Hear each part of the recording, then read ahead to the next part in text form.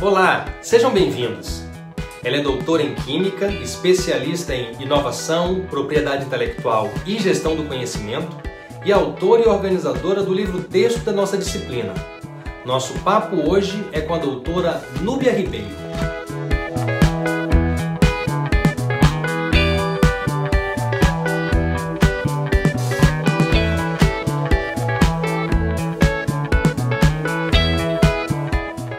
Núbia Moura Ribeiro é doutora em Química pela Universidade Federal do Rio de Janeiro e professora do Instituto Federal da Bahia e do doutorado em Difusão do Conhecimento em parceria com a UFBA.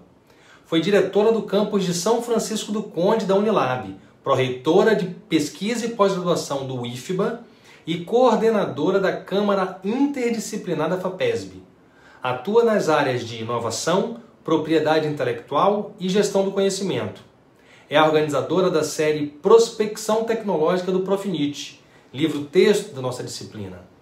Professora Núbia, boa noite. Quero agradecer a sua disponibilidade para falar conosco hoje sobre busca de anterioridade. Na verdade, quero aproveitar para agradecer a toda a coordenação do Profinit, aqui representada pela senhora, pelo apoio dado para a realização dessa disciplina aqui na UF, com a gentil cessão de uso do material e a disponibilidade para dialogarmos sobre este vasto e rico campo do conhecimento. A senhora poderia nos explicar hoje o que é busca de anterioridade e nos apresentar alguns casos da sua vivência? Bem, agradeço aí o convite, falar sobre esses temas relacionados à propriedade intelectual, à inovação. Para mim sempre é um prazer, porque eu acho que ele tem uma repercussão grande assim no despertar de uma atenção nossa para questões que podem nos levar a reflexões sobre o desenvolvimento tecnológico, econômico do país. Então, para mim é uma alegria assim responder um convite desse. E aí a gente elaborou aqui uma série de materiais para ir discutindo, e qualquer dúvida que vocês tenham, vocês podem aí se manifestar. Bem, esse material, a gente organizou ele de forma que, inicialmente, a gente vai falar um pouco o que é a busca de anterioridade, por que a gente deve fazer essas buscas, quando é mais recomendável que seja feita, quem que normalmente realiza essas buscas. Depois a gente vai falar um pouco em como fazer essas buscas e apresentar alguns relatórios de busca, quando os órgãos oficiais realizam essas buscas, como elas são apresentadas. Porque vocês são da área de ADM, talvez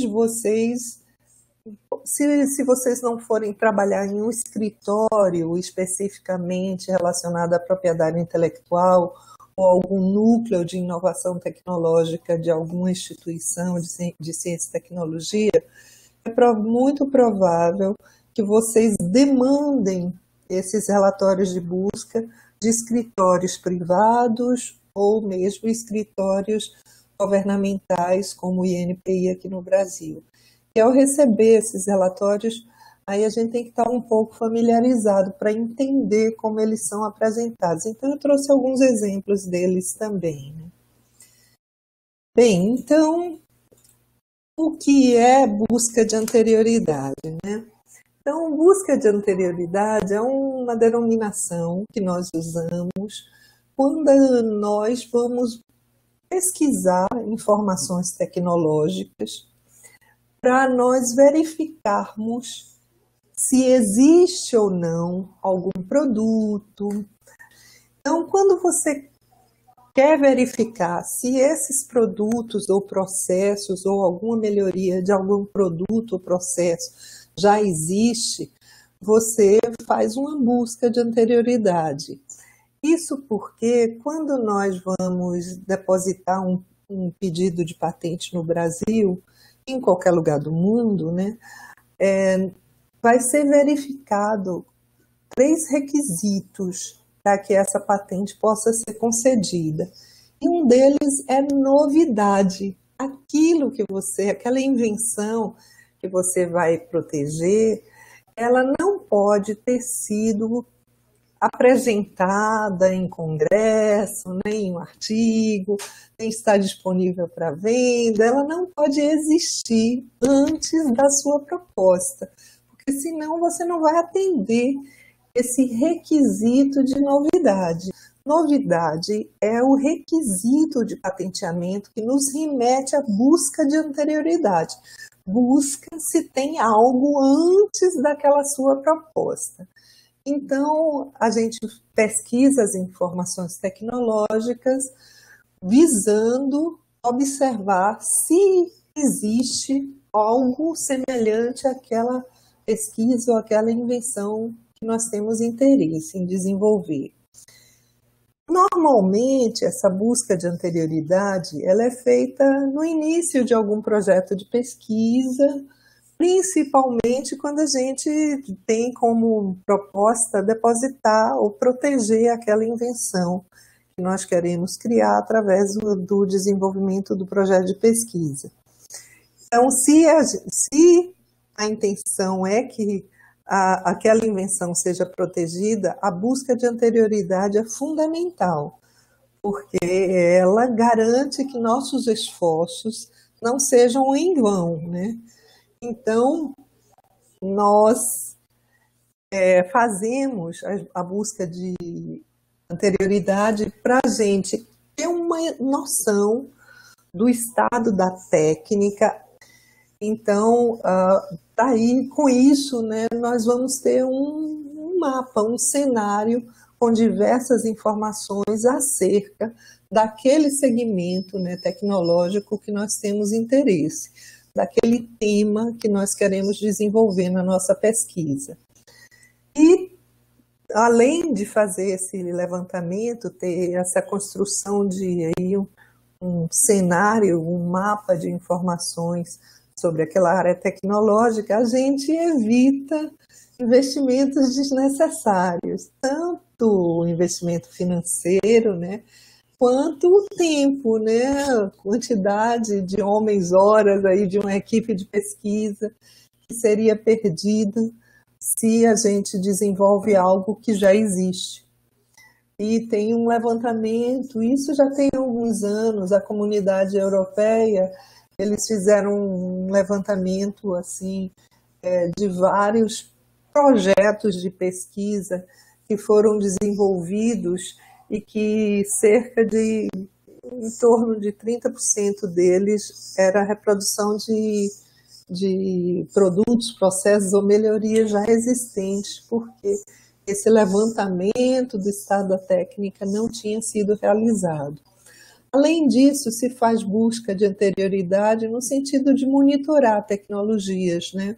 Então, ao fazer essas buscas de anterioridade, a gente tem a oportunidade de acompanhar o que vai sendo, de novo, desenvolvido naquela área que nós estamos buscando conhecer.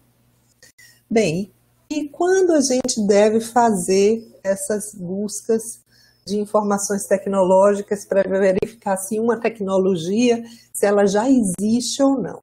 Se for fazer um processo de patenteamento, é indispensável que seja feita essa busca de anterioridade. E quem é que faz a busca de anterioridade?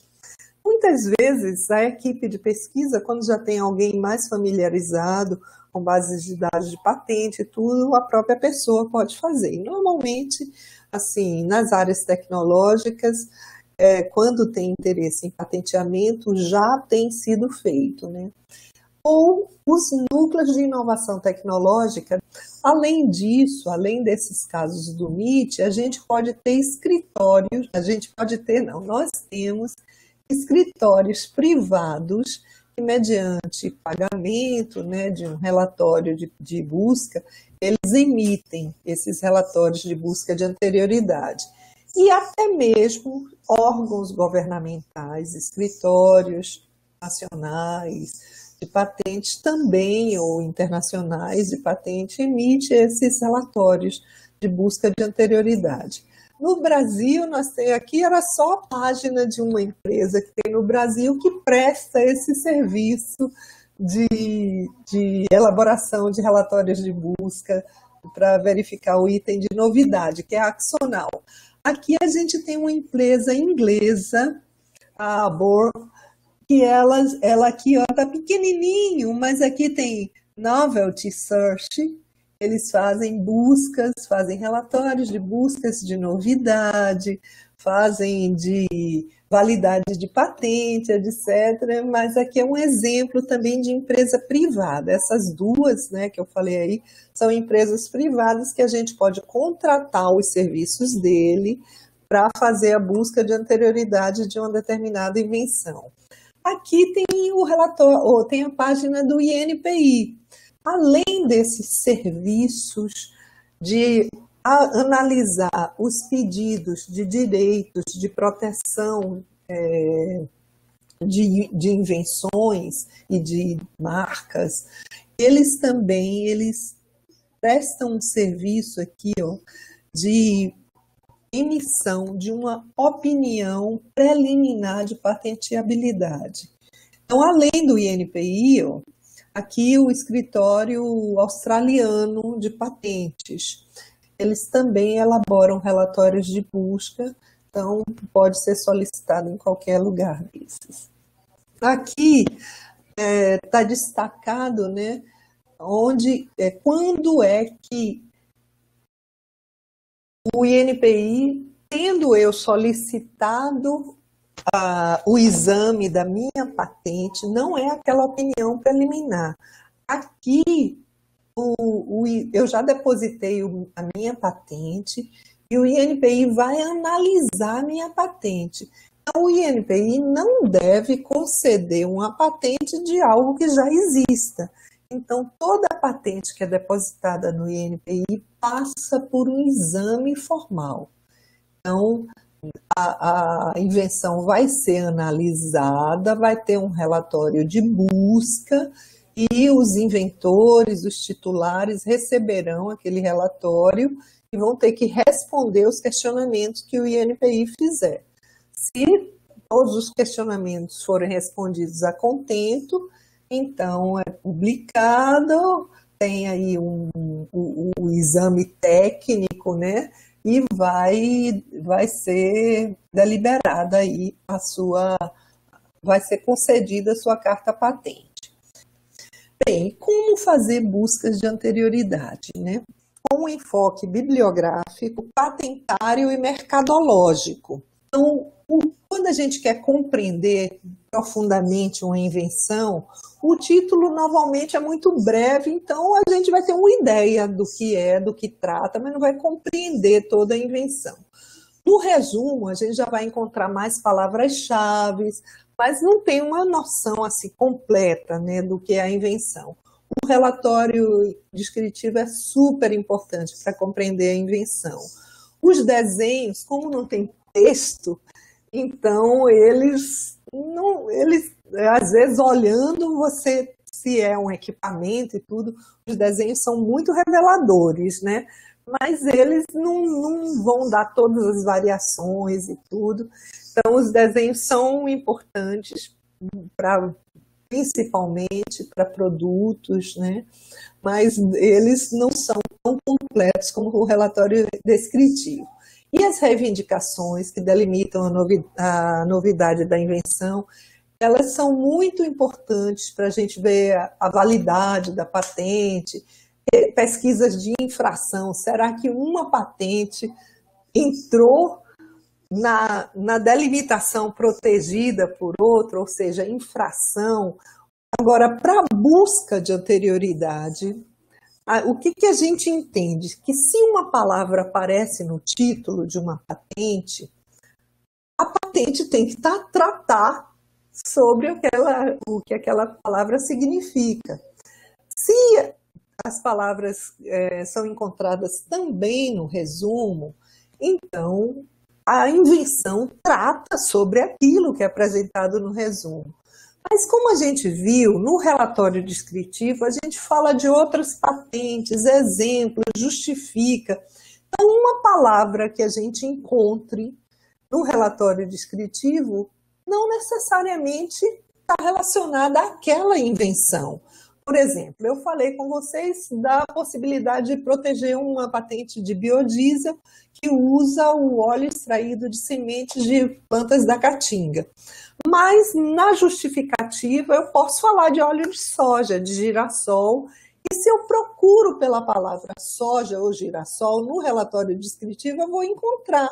Mas aquela invenção não trata de óleo, não, ela não usou óleo de soja nem óleo de girassol naquela proposta de pesquisa.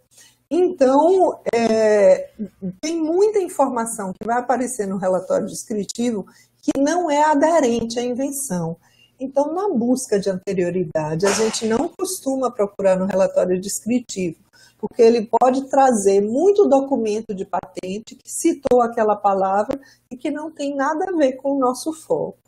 Então, a gente procura, normalmente, no título, a gente procura palavras-chave no resumo.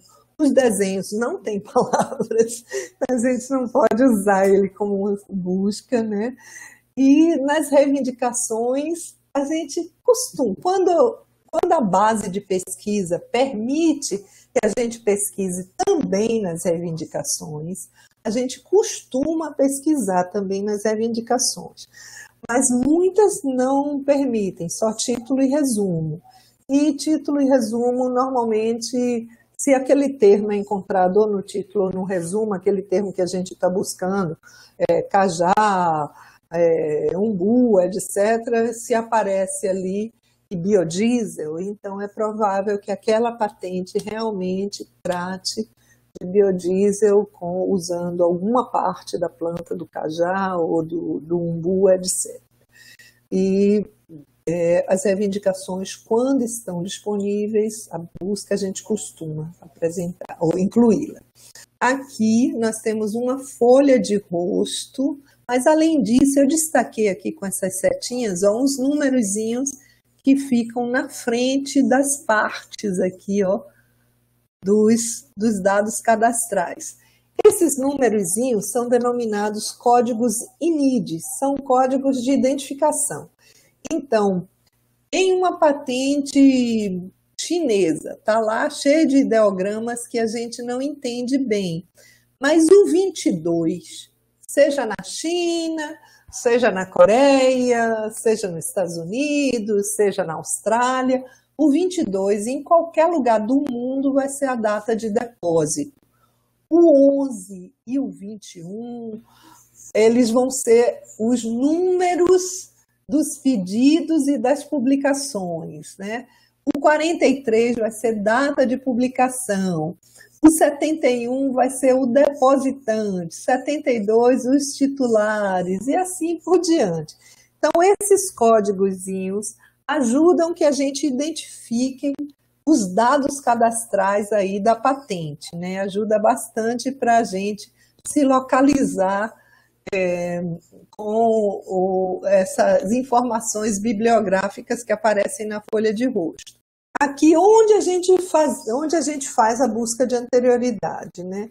Tem uma série de sites que permitem busca gratuita, tem outros que são privados. O SpaceNet, como eu falei antes, é o escritório europeu de patentes, é o escritório da União Europeia, dos países da União Europeia. Só que eles, como eles já atendiam uma região com diversos países, eles foram criando uma base de dados onde eles começaram a disponibilizar, isso ainda segunda metade lá do século passado, começaram a disponibilizar as bases de dados de vários escritórios de diversos países do mundo. Então, hoje eles têm dados de mais de 100 países, mais de 100 escritórios e o acesso é gratuito do SpaceNet. O PatentScope é uma base de dados da Organização Mundial de Propriedade Intelectual, a OMP. Eles, sabe aqueles arquivos ou aqueles pedidos via PCT? O melhor lugar para nós procurarmos pedidos via PCT é no PatentScope, porque eles são o escritório que é a base do escritório que recebe esses pedidos. Mas eles não recebem as bases de dados de vários escritórios do mundo todo. Então, para a busca de anterioridade, que a gente quer verificar em todos os lugares possíveis se aquela invenção já existe, o Patent Scope não é a melhor base, porque ela tem uma cobertura, né, de escritórios bem menor do que a SpaceNet. O Google Patents, eles têm cerca aí de 50 mil documentos de patentes. O LENS é uma ONG ligada ao escritório australiano de patentes, e eles têm melhorado nos últimos 3 anos. Essa plataforma de busca do LENS tem melhorado muitíssimo. Hoje é uma das melhores gratuitas. O Patent Inspiration é uma plataforma que ela é paga, mas ela tem um módulo gratuito e ela é muito boa. Ela só não vai lhe dar todos os gráficos e tudo, mas é muito boa. E para quem tem acesso ao portal de periódicos da CAPES, nós que temos o acesso via CAF, né, das instituições federais, a gente tem dentro do portal de periódicos da CAPES, a gente tem a DEWENT Innovation Index, que é uma das bases que compõe o Web of Science. O Web of Science, você abre lá, tem um monte de bases, né? E uma das bases é a DEWENT Innovation Index, que é uma base de busca de patente. Muito boa também. Ela não é tão completa quanto o SpaceNet, mas ela é bem flexível na busca. A gente tem também o Integrity, que é uma base da antiga Thomson Reuters. Thomson Reuters é considerada a maior empresa de informação do mundo, né?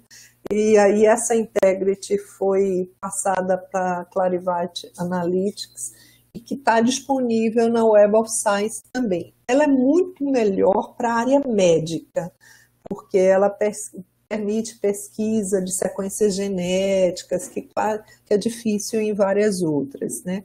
O Orbit é uma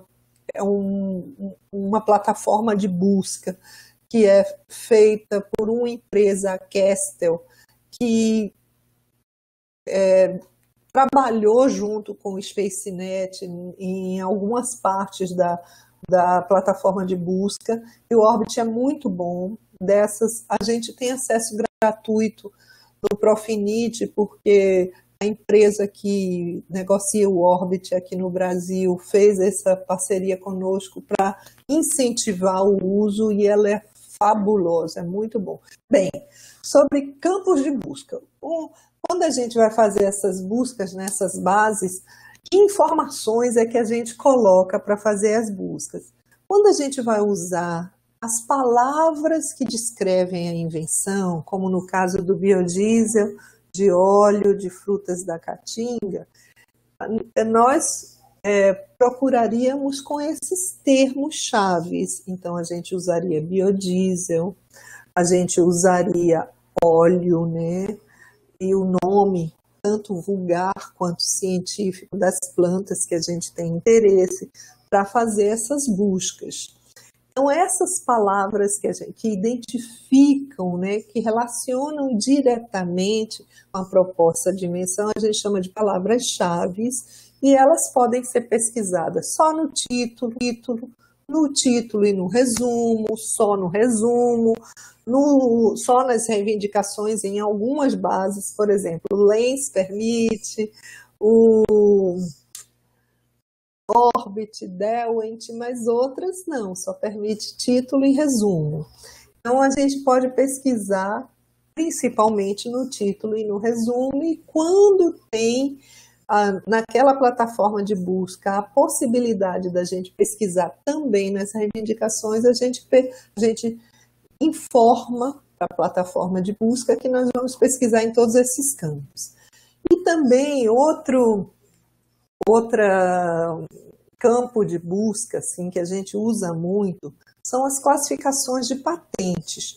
Quando o escritório recebe a aquele pedido de patente, ele vai analisar e ele vai dar um códigozinho que identifica em que setor tecnológico aquela patente se enquadra.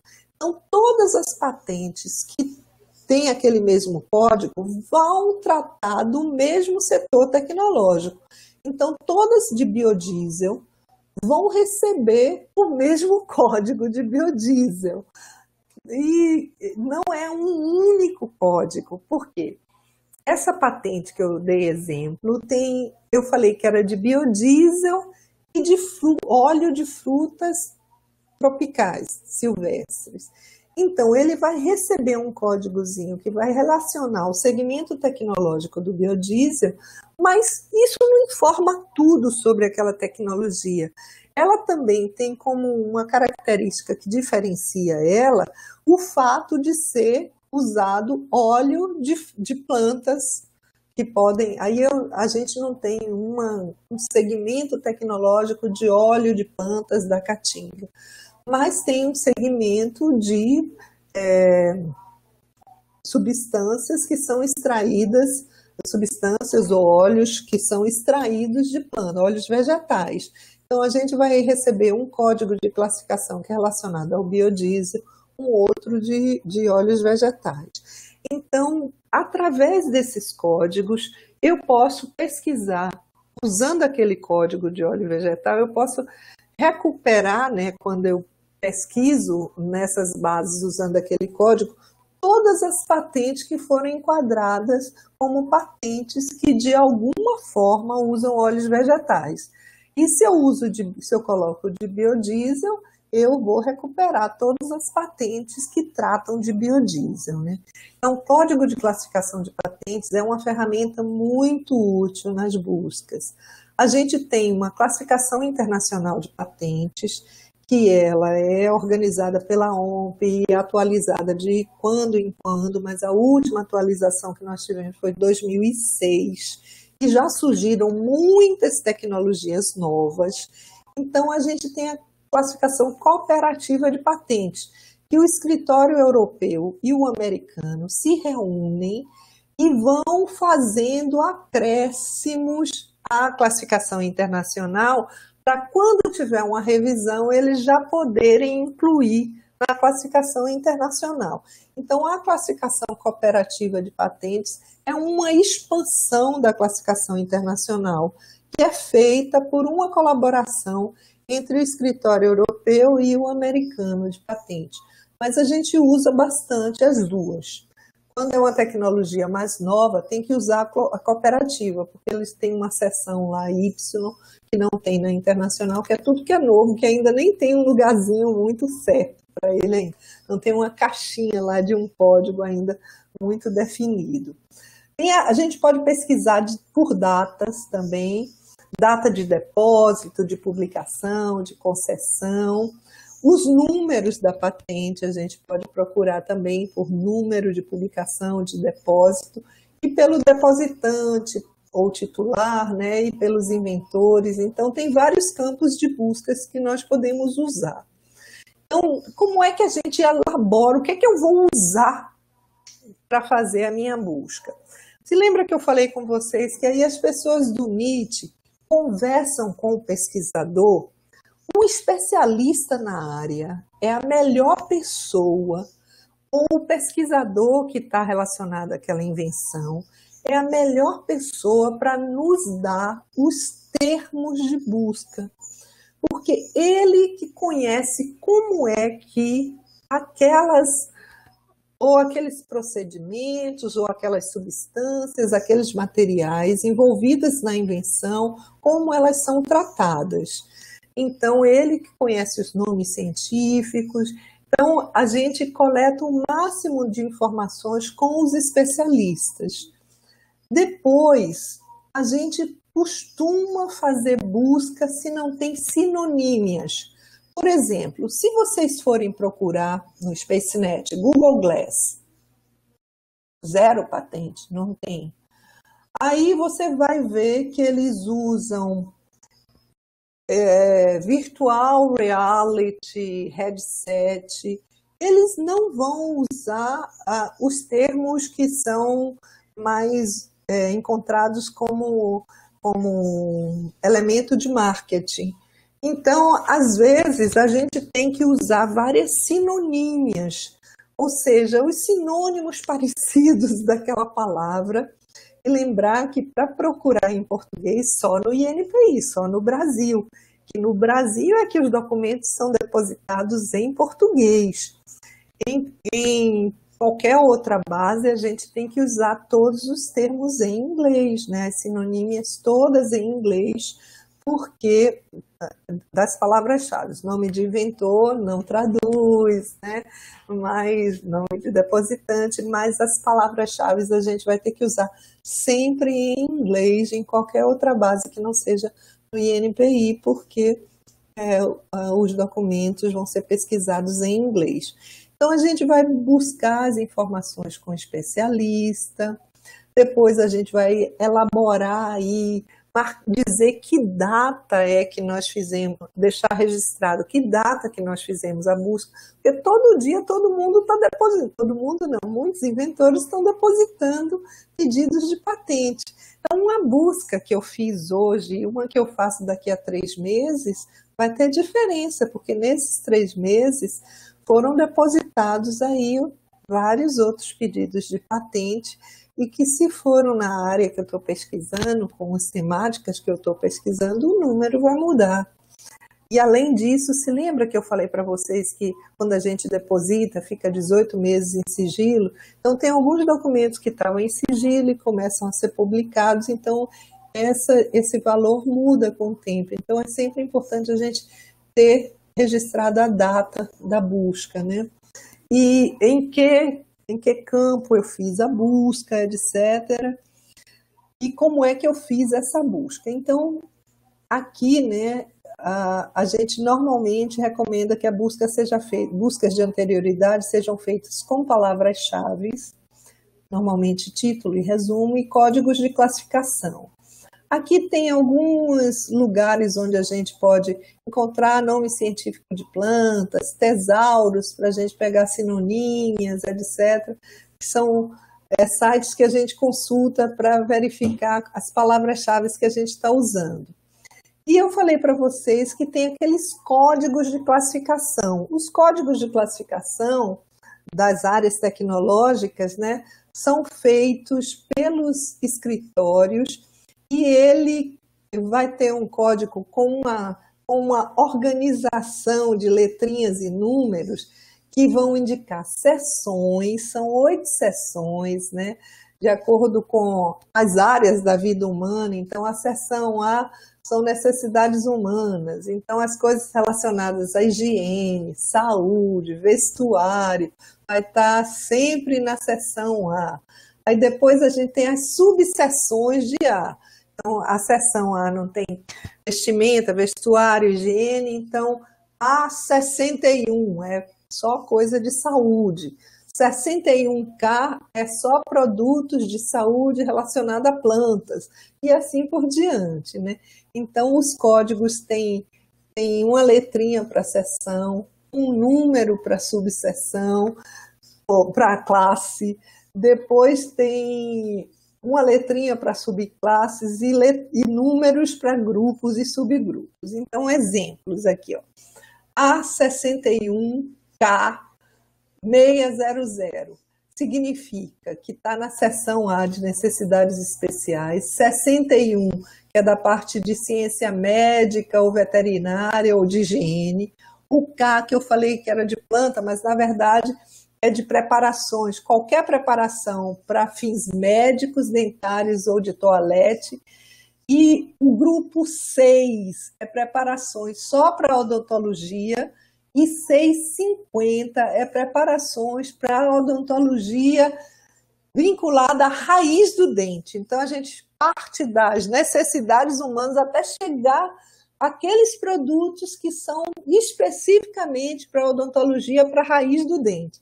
Então, cada A gente tem milhares de códigos aí para A, para B, C, até o H, e cada código com várias classes, subclasses, grupos, que vai definindo áreas tecnológicas. Então, os documentos que são classificados com esse número, A61K650, todos eles vão só tratar de produtos odontológicos para a raiz do dente. Então, isso delimita os campos tecnológicos e facilita muito a busca. Quando a gente sabe qual é o código de classificação relacionado àquela tecnologia, a gente já sabe que todas as patentes para a gente vão estar ali naquele código. Bem, a gente também, quando a gente vai fazer as nossas estratégias de busca, a gente usa operadores lógicos, que a gente chama de operadores booleanos. Aqueles negocinhos que a gente aprende lá quando fala matemática primária, de ou e i, para os conjuntos, quando a gente estuda conjuntos, a gente usa isso aqui. Eu vou dar uns exemplos. Tem operadores de proximidade e tudo, que eu vou passar aqui rápido, que são específicos aqui do SpaceNet. Então, imagine que eu entrei no site do SpaceNet e procurei aqui, ó, no título, a palavra. Eu solicitei que a plataforma de busca ela pesquisasse todas as patentes que falassem de turbina. Então, eu vejo que ela traz 133 documentos de patentes que falam de turbina no título, né? Aí, imagine que eu faça outra busca, que eu quero que pesquise pás. E aí, como são pás de turbina, o termo mais usado são blades. Aí eu procuro blade, ele me traz 116.089 documentos de patentes. Que tem blade no título, mas pode ser blade até de lâmina de barbear. Qualquer blade, lâmina ou pá que ele encontrou.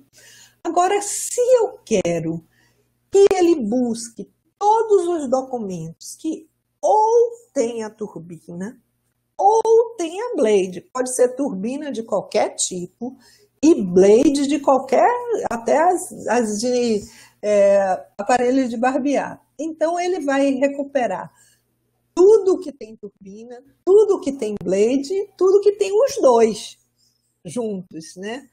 Aí, quando eu coloco OR, ele vai me recuperar 234 documentos de patentes. Eu teria, se eu quisesse isso mesmo, eu teria que ir olhando um por um, título, resumo, etc. Só que eu quero pás de turbinas. Meu interesse são patentes que tratem de pás de turbinas eólicas, por exemplo, mas aí eu nem usei o termo wind, só coloquei turbinas e pás, né? Então, as pás da turbina, se eu quero as patentes que tratem dos dois temas, eu vou usar turbine and blade. Não é tudo que tem a turbina ou que tem a blade, é que tenha os dois termos. Então, aí a gente já reduz para 14.000 documentos de patentes, e isso é na base completa, desde 1700, né, até hoje, ele vai trazer todos os documentos que ele encontra sobre turbina e pás da turbina. Então, são 14.000 documentos que corresponderia à interseção aqui dos documentos que tem turbina e também tem blade. Então, esses operadores ajudam muito a gente direcionar as buscas, né? O SpaceNet permite também que a gente procure tudo que tenha turbina e que não tenha pás, NOT. Então, aqui, ó, NOT, aí eu tinha 133 com turbina, mas tirando todos os que tem blade no título, ficam só 120. Então, se você quer excluir uma palavra que te traz documentos que não tenham interesse, você pode usar o NOT. Então, aqui um exemplo de busca. A plataforma do SpaceNet permite, então, que a gente pesquise nomes, datas, números, etc. E tem os operadores and, not, or, como eu já falei para vocês. A gente pode pesquisar nomes de depositantes e de inventores, mas, por exemplo, se eu depositei uma patente só como Núbia Ribeiro, outra como Núbia M. Ribeiro, outra como Núbia Moura Ribeiro, eles vão achar que são 3 pessoas diferentes. Porque se eu for procurar no nome completo, para ele é que são 3 pessoas diferentes. Como se eu tenho uma patente que está lá o nome do depositante, International Business Machine Corporation, é um depositante. Se eu coloco IBM, é outro, não é o mesmo. IBM limitada já é diferente desse, porque aqui já tem o limitado. Tem o termo aqui em alemão, ele acha que é diferente desse. Então, tem esses minúcias que, se eu quero encontrar todas as patentes da IBM, eu tenho que usar todos esses termos daqui. Se eu quero encontrar todas as patentes de Núbia Moura Ribeiro, eu vou procurar Núbia M. Ribeiro, Núbia Moura Ribeiro e todos esses para que eu faça uma cobertura completa da minha busca, né? Muito obrigado. Obrigado pelo seu tempo, obrigado pela sua apresentação e até a próxima. Até a próxima. Tchau, tchau. Tchau, tchau.